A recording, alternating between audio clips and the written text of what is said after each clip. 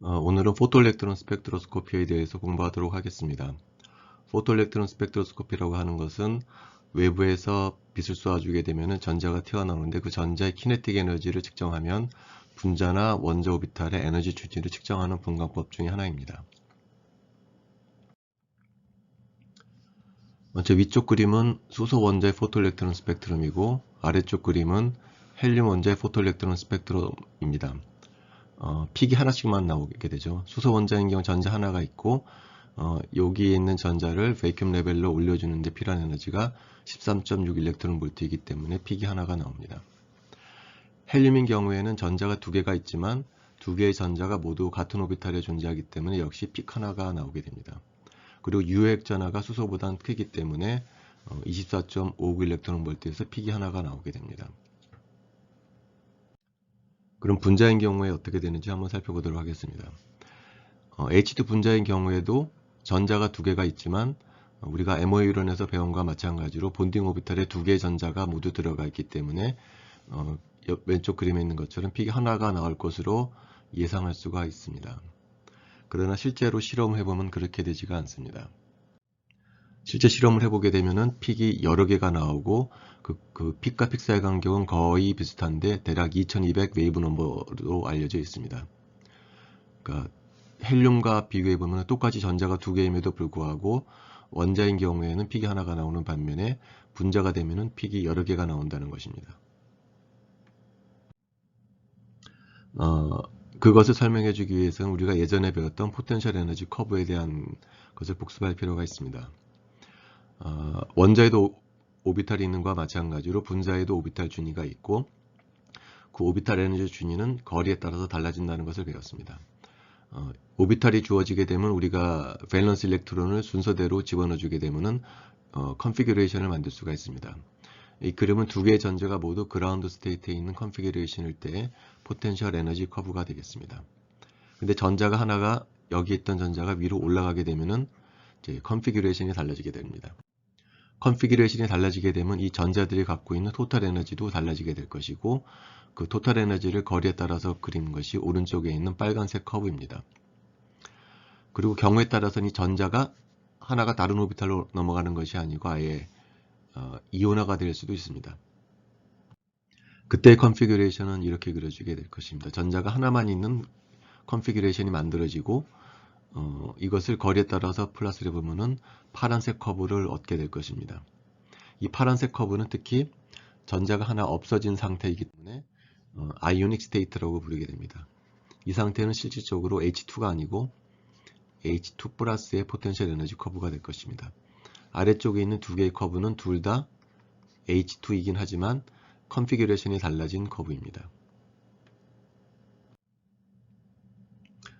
방금 얘기했듯이 그라운드 컨피규레이션 했을 때 포텐셜 에너지 커브를 아래쪽에 그렸습니다. 그리고 이 포텐셜 에너지 커브 안에서 다시 뭘 생각해 볼 수가 있냐면 분자가 진동 운동을 하기 때문에 진동 에너지 레벨을 이제 그릴 수가 있습니다. 예전에도 배웠지만 진동 에너지는 대략 다음과 같은 식으로 써줄 수 있다는 것을 우리가 배웠죠.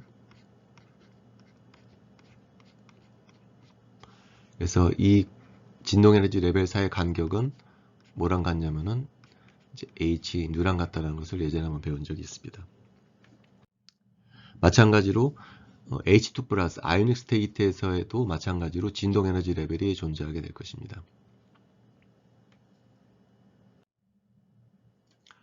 포토일렉트론 스펙트로스코피라고 하는 것은 중성 분자에서 빛을 쏘아줘서 전자가 하나가 떨어져서 H2 플러스가 되는 과정을 우리가 포토일렉트론 스펙트로스코피로 측정을 하는 것인데 시작하는 그라운드 스테이트에는 여러 가지 바이브레이셔널 레벨이 있습니다. 원칙적으로 분자는 이 바이브레이셔널 레벨이 있을 수도 있고 익사이티드 스테이트의 바이브레이셔널 레벨이 있을 수도 있습니다.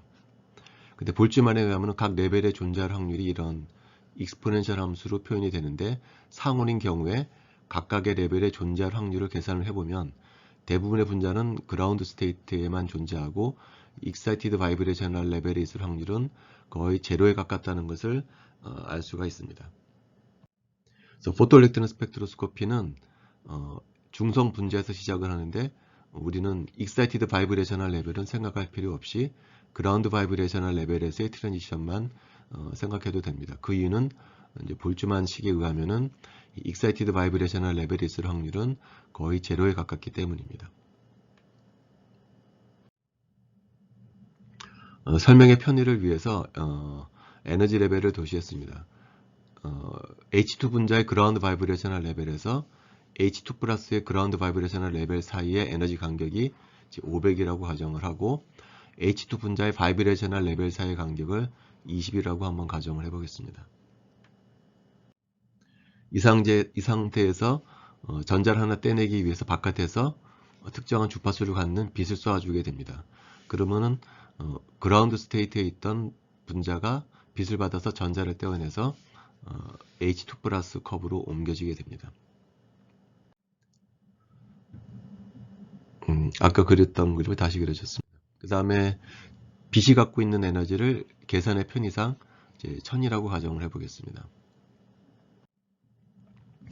그럼 그라운드 바이브레이셔널 레벨에서 H2 분자의 그라운드 바이브레이셔널 레벨로 전이하는 경우에 전자가 떨어지면서 갖고 나오는 키네틱 에너지는 얼마가 될 것이냐면 400이 될 것입니다. 왜냐하면 외부에서 공급받은 에너지는 1000이고 이 레벨에서 이 레벨로 올라가는데 얼마의 에너지를 사용했냐면은 600의 에너지를 사용했기 때문에 나머지 400에 대한 에너지를 전자가 키네틱 에너지로 갖고 나오게 될 것입니다. 근데 빨간색 트랜지션 뿐만이 아니고 녹색 트랜지션도 가능하게 됩니다. 녹색 트랜지션은 Excited Vibrational 레벨로의 트랜지션을 하는 것인데 그 간격이 20이라고 했기 때문에 이제는 녹색 트랜지션을 하고 난 다음에 전자가 갖고 나오는 키네틱 에너지는 20이 줄어든 이제 380이 될 것입니다. 그 20은 어디에 소요가 되냐면은 바이브레이션 에너지를 사용하는 데 소요가 된 것입니다. 녹색과 빨간색 트랜지션 이외에 파란색 트랜지션도 가능하게 됩니다. 이 경우에는 다시 20을 더 바이브레이션 에너지로 사용하기 때문에 갖고 나오는 키네틱 에너지는 이제 360이 될 것입니다. 검은색 트랜지션도 가능하고 이제 전자가 갖고 나오는 키네틱 에너지는 더 줄어들어서 이제 340이 될 것입니다. 따라서 분자의 포토일렉트론 스펙트럼을 찍게 되면은 여러 개의 픽이 나올 수 있다는 것을 설명해 줄 수가 있습니다. 왜 여러 개의 픽이 나오냐면은 분자인 경우에는 바이브레이셔널 엑시테이션이 가능하기 때문입니다. 그리고 픽과 픽 사이의 간격은 거의 일정한 에너지를 갖게 될 것인데 이 픽과 픽 사이의 간격은 H2 분자의 바이브레이션 에너지 레벨 사이의 간격이 될 것입니다. 그래서 앞서 설명했듯이 H2 분자인 경우에는 하나의 픽이 나오는 것이 아니고 여러 개의 픽이 나오고 픽과 픽 사이의 간격이 거의 비슷한 간격이 나오는데 그 픽과 픽 사이의 간격은 H2 분자의 진동 에너지 레벨 사이의 간격이라는 것으로 해석할 수가 있습니다.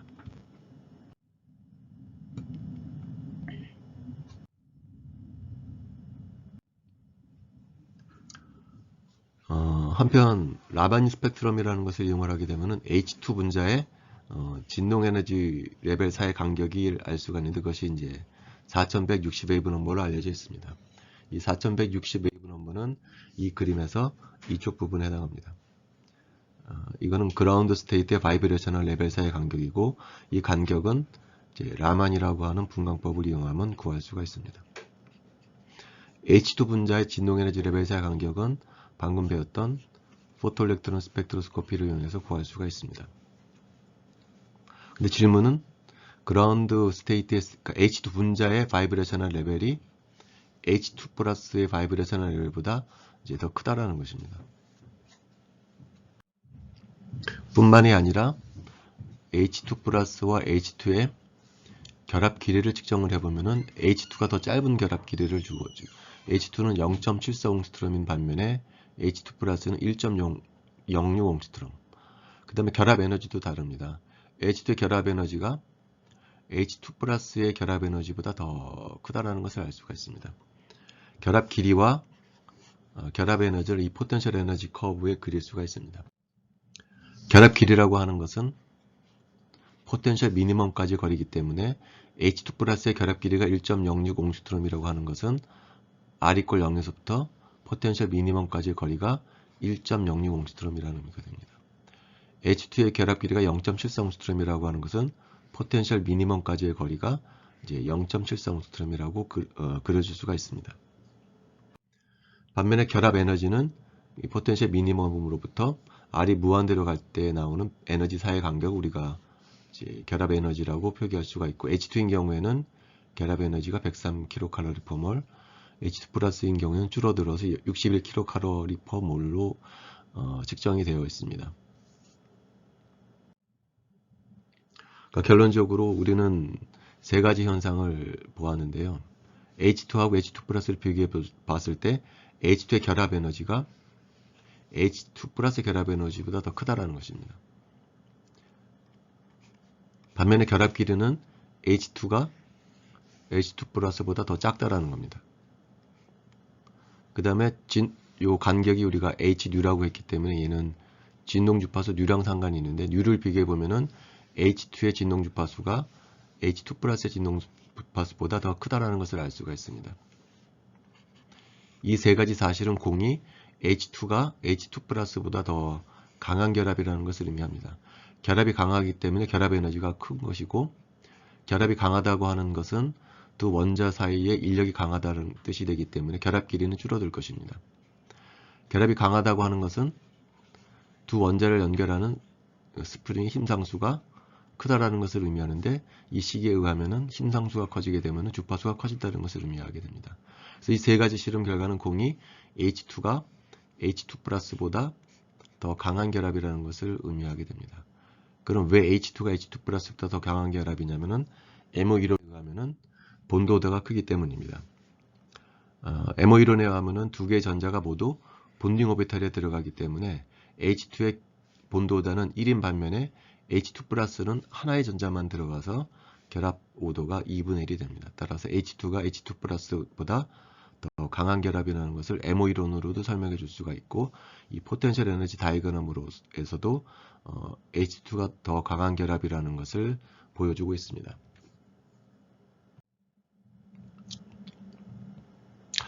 이 그림에는 또 다른 정보가 있는데요. 이 그림으로부터 우리는 이온화 에너지를 비교해 볼 수가 있습니다. 우리가 예전에 H인 경우에는 원자 이온화 에너지보다 분자 이온화 에너지가 더 크다라는 것을 배웠습니다. 그 사실이 이 포텐셜 에너지 다이어그램에 또 역시 나타납니다. 이 그림에서 두 가지 화살표가 그려졌는데, 하나는 원자의 이온화 에너지고 다른 하나는 분자의 이온화 에너지입니다. 이 그림에서 이 부분이 원자의 이온화 에너지에 해당하고 이 부분이 분자의 이온화 에너지에 해당합니다. 왜 그러냐면은 이 그래프에서 X축은 원자 사이 거리 R에 해당하는데, 이 영역은 R이 무한대로 가는 영역입니다. R이 무한대라는 얘기는 두 원자가 서로 멀리 떨어져 있다는 얘기고, 그것은 원자 상태를 의미하게 됩니다. 그래서 원자 상태가 됐을 때에 H2에서 H2 플러스가 된다는 얘기는 원자 상태에 있는 수소에서 전자를 하나 떼어내주는 데 필요한 에너지가 되기 때문에 이 영역은 수소 원자 이온화 에너지를 나타냅니다. 그리고 이 영역은 포텐셜 미디멈의 분자가 존재하고 있기 때문에 분자가 형성되어 있을 때 이온화 에너지가 됩니다. 따라서 얘가 H2 분자 이온화 에너지가 됩니다. 그래서 그림상에서도 보면 H2 분자 이온화 에너지가 원자 이온화 에너지보다 크다라는 것이 이 그림에도 나타나 있습니다.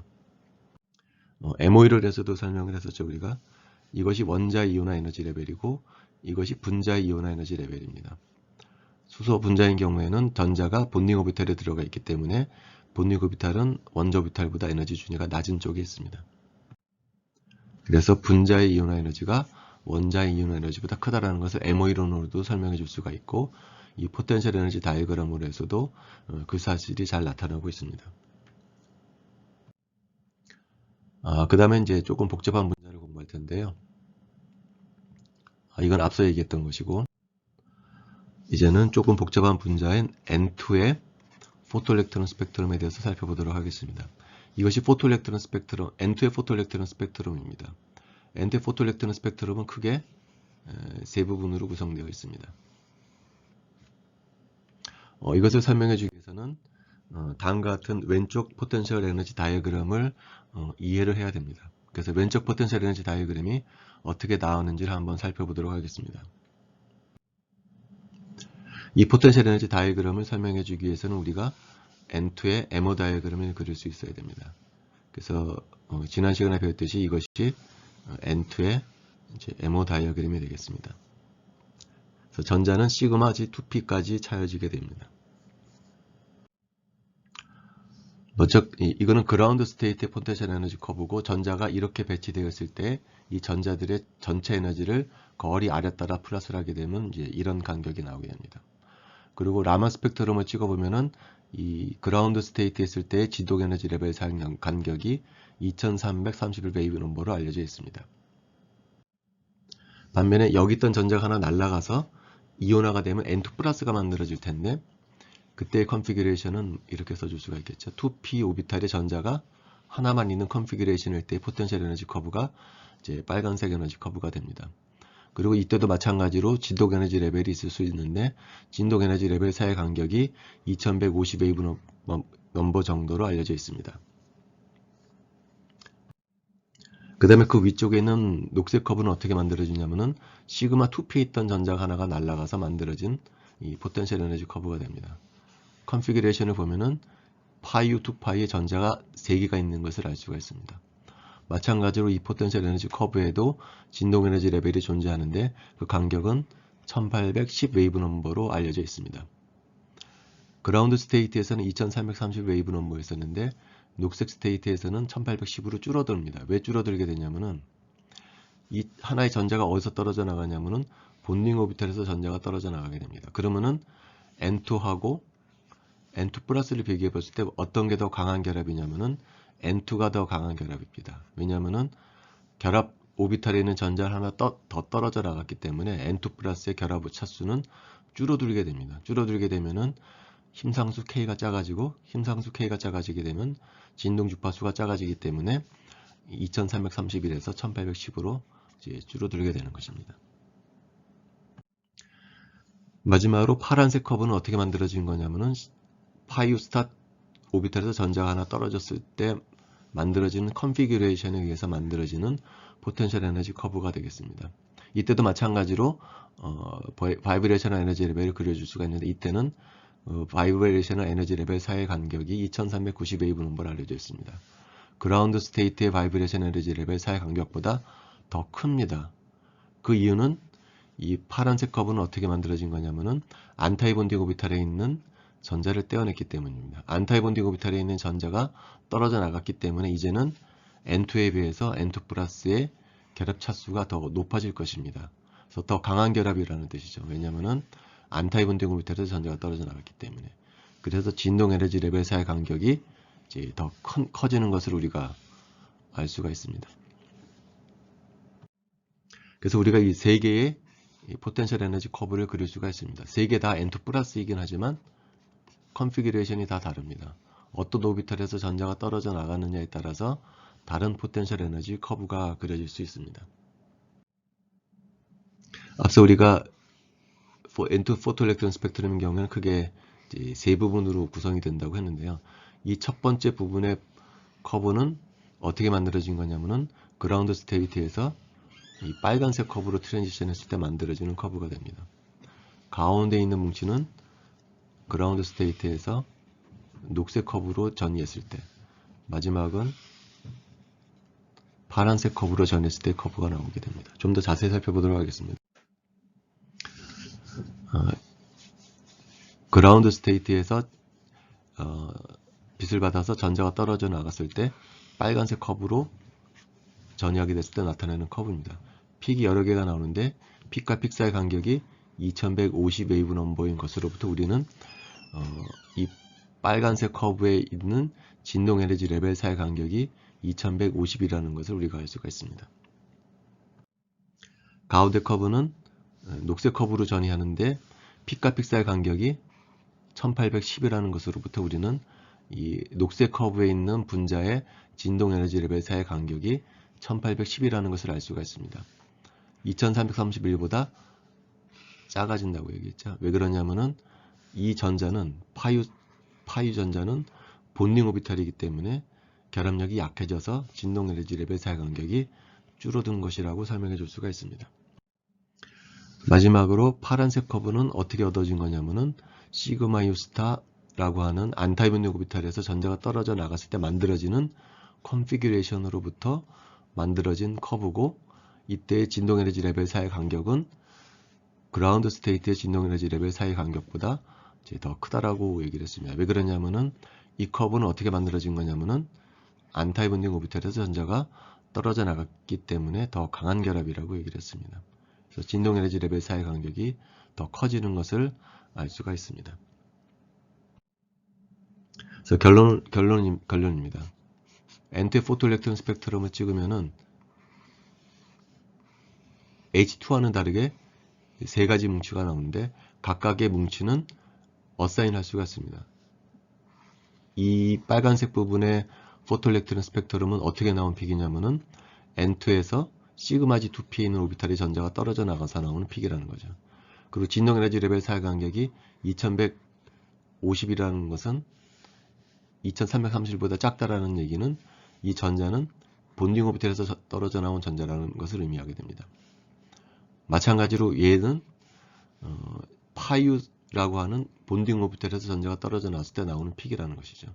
그리고 픽과 픽 사이 간격을 측정해보면 1810이 나오는데 그 1810은 무엇에 해당하냐면은 이 녹색 커브의 진동 에너지 레벨 사이 간격을 의미하게 됩니다. 마지막으로 파란색 부분에 있는 픽은 시그마 U 스타라고 하는 안타이 본딩 오비탈에서 떨어져 나온 전자에 의해서 만들어지는 포토일렉트론 스펙트럼입니다. 픽과 픽 사이 간격이 2390이라는 것으로부터 이 포텐셜 에너지 커브에서의 진동 에너지 레벨 사이 간격이 2390이라는 것을 의미합니다. 그리고 이 값은 그라운드 바이브레이션 레벨에서의 진동 에너지 레벨 사이 간격보다 큽니다. 왜 그러냐면은 안타이 본딩 오비탈에서 전자가 떨어져 나갔기 때문에 N2 플러스의 결합 차수가 더 높아진 것을 의미하게 됩니다. 이것이 이제 분자에서의 포토일렉트론 스펙트럼을 해석하는 방법이고요. 지금 오늘 얘기했던 것은 픽 포지션에 관한 얘기입니다. 이 픽이 포지션, 이 픽 포지션에 관한 얘기고, 이제 다음 시간에 할 얘기는 픽의 모양에 대해서 설명해 주려고 합니다.